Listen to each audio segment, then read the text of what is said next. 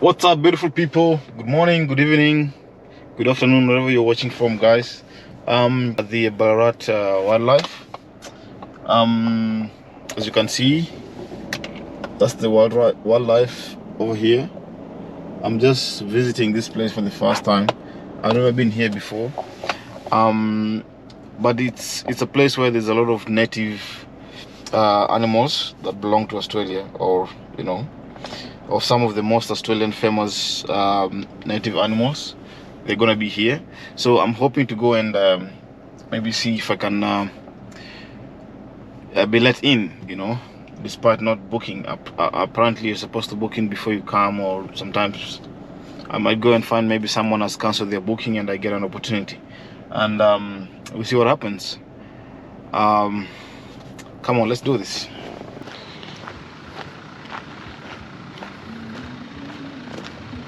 So hopefully we're gonna see something in here, guys.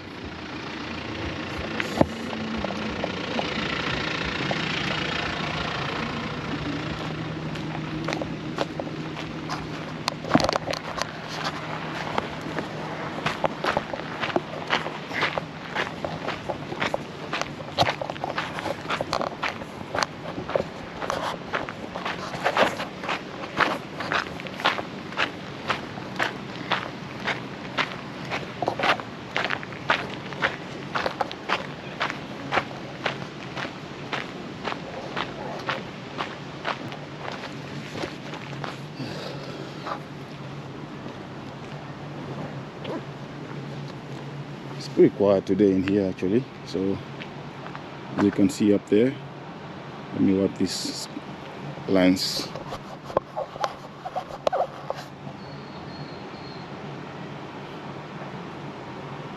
So it's a family business. According to what we can see here, it was started in 1985. I'm sure some of you are not born yet. Yep. You can see a crocodile there. Yep. It's been here for 30 years, guys. 30 years. Or more than 30 years. Actually, more than 30 years. I don't know what kind of an animal is this, but it looks really weird. And that's the mamba. That's the mamba eye.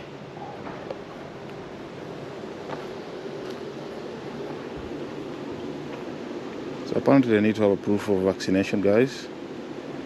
And hopefully I have one.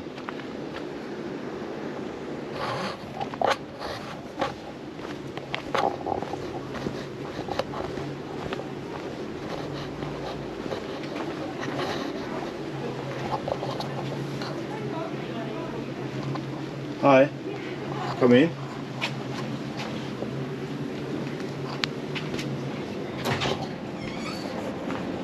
Hi. I haven't booked in yet. Yeah, so you can just purchase your tickets here. Oh, okay. Yeah, and if you just check in and then I can see your vaccination, Yeah. that would be good.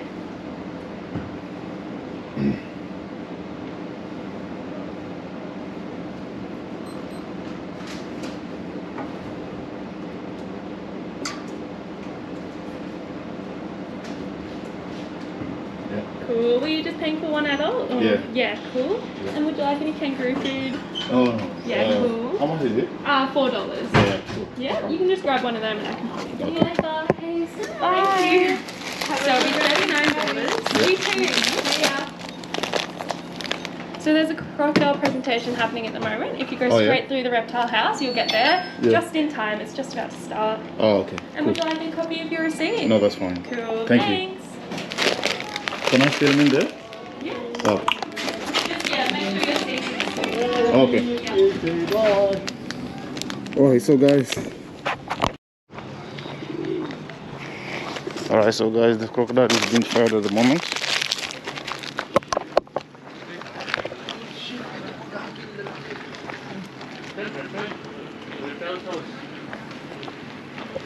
आप बहुत देखे हैं लेकिन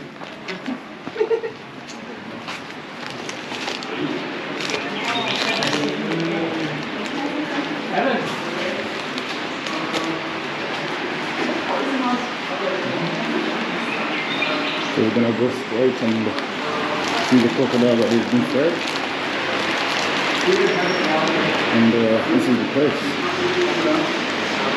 Saltwater crocodile. And we have freshwater crocodile. Freshies are a small species. They mainly eat fish. They get to about 3 metres long. They're not considered to be dangerous for humans. They don't prey on humans, and they're not territorial. So in some places people swim with freshwater crocodiles, and they would generally get out of your way. Doesn't mean you can touch them in the wild. They wouldn't give you a nasty bite, but generally they get out of your way. Saltwater crocodiles, though, can prey on humans, and they are also very territorial. So if you ever go up north or anywhere where there's crocodilians, hopefully there's signs there. There's a lot of signs in Australia, like the one off to the side of the enclosure there saying don't swim. Crocodiles in the area, pay attention to that. Stay at least 4 metres back from the river's edge at all times. The reason why we stay at least 4 metres back from the river's edge is because crocodiles are very good at ambushing prey at the river's edge. It's kind of what they're famous for, and they're particularly good at that first forward lunge out of the water to catch prey at the river's edge. So from where Crunch is now, he could easily hit my legs. He could end up a bit past my legs from that point in one motion. So if you weren't expecting that, you're probably not going to get out of the way. And remember, at this point, we'd have no idea that there's a 5 metre long saltwater crocodile sitting right at the river's edge, because in the wild it would be murky, muddy water. And so far, Crunch has not made a ripple in the water. I did mention Crunch is a 5 metre long saltwater crocodile, and being that saltwater crocodiles are the largest crocodiles in the world, it's a hotly debated topic as to how big saltwater crocodiles get.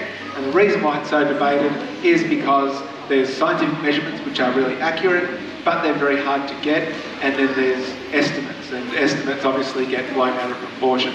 So we only go by scientific measurements. And I'll give you an example of some scientific accurate measurements, and it should give you an idea of how big they get. So Crunch is 5 metres. The biggest crocodile in the world is 5.48 metres. His name is Cassius. He lives on Green Island, so about half a metre bigger than Crunch. In 2013, a crocodile died in the Philippines called Lolong, and he was scientifically measured at 6.17 metres, and Guinness Records have got 7.2 metres as being the biggest. The 7.2 metre record was taken from a skull measurement, so they didn't have the whole animal. What they do in that case would be they would measure the skull. They usually add 3% to that measurement for shrinkage as the skull dries out and shrinks a little bit. And then they apply a ratio to determine the total length of the animal, and they got 7.2 metres. So that last one wasn't 100% accurate, but it would have been in the ballpark. It would have been somewhere, in the vicinity of 7 metres plus.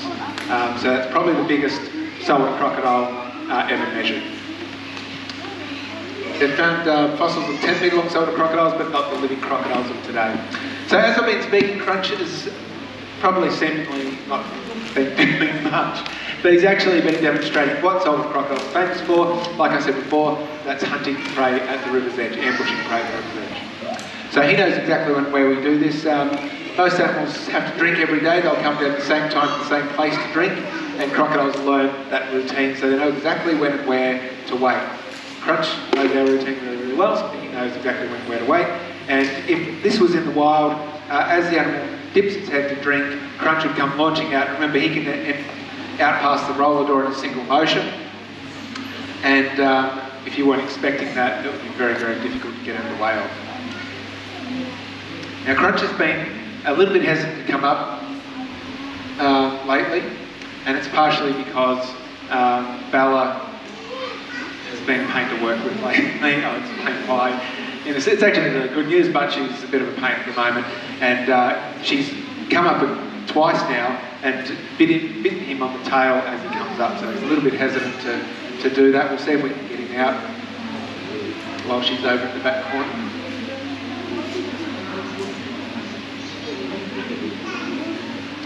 Slowly making his way up. Now what I'm looking for, as he starts to come out of the water, he will start to swish his tail. And in the water at the moment, he's weightless, and that big flat tail allows him to propel himself out of the water. So when they do those big forward lunges out of the water, they're using that big flat tail like a fish to launch themselves out. So what I'm looking for is a nice, easy swishing his tail. If he does a big wind up, we know that he's going to move fast. Get out of the way. The aim here is to get him to come up nice and gentle and easy.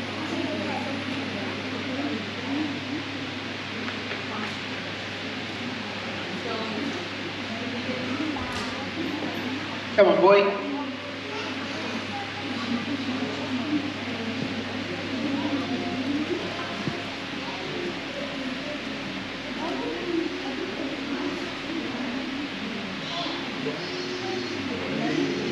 Come on, Crunch. I feel like that guy's taking forever. Like I say, he's been doing this a bit. It takes a little bit to come up late. Which makes it really tense working with him. You don't know what he's planning. He could be just slow and worried. But they can. Sometimes when they're hesitant like this, they can all of a sudden explode out of the water, so I've got to be a bit careful. But I think this is more the case that Bella's coming behind him and he doesn't like it. So we'll give him a little bit, give him a go. If he doesn't do it, we'll get him to feed him.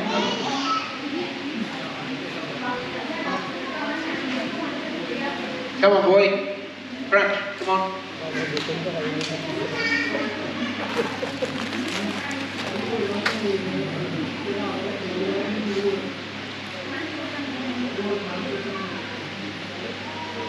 Try to pick if he's moving, I don't.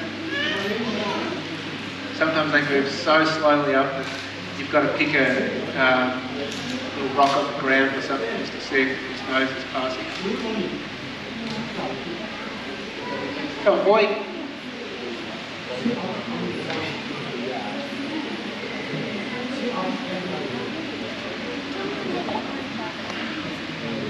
Right.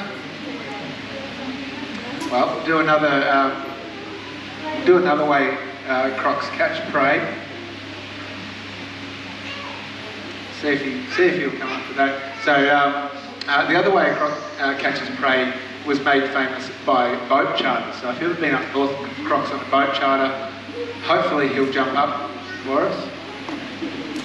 And they do this on boat charters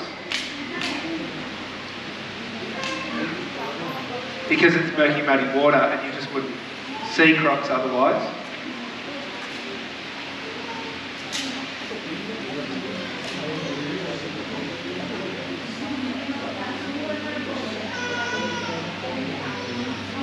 I'd almost have to give them a break.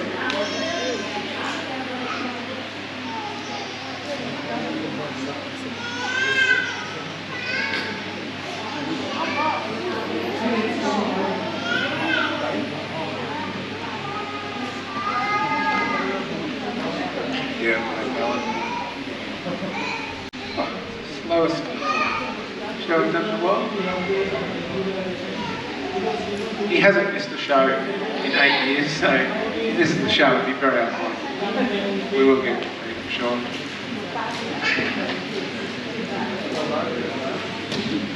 Come on, Crunch.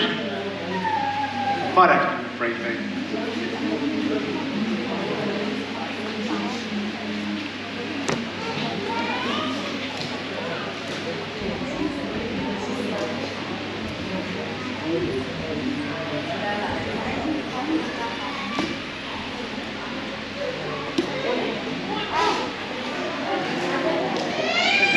Feed, boy.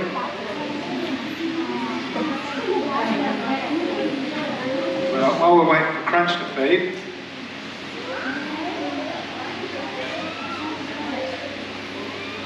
Gus will head over and spot Riley. I know Bella's going to feed. She's pretty keen. So,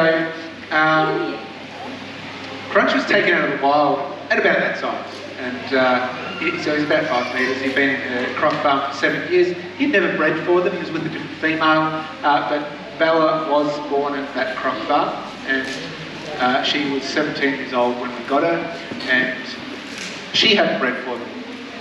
She was with a different male. But since we've had them, we've bred them the last 5 years in a row. Big round of applause for Bella and Riley. All right, got one crocodile feed. So there's that. You're being very boring today, Chris. So, 5 years in a row we've bred them. This year is no exception. She lays eggs in the water because she's a particularly nervous croc. Normally they would go outside and build a nest. You've probably seen that on documentaries.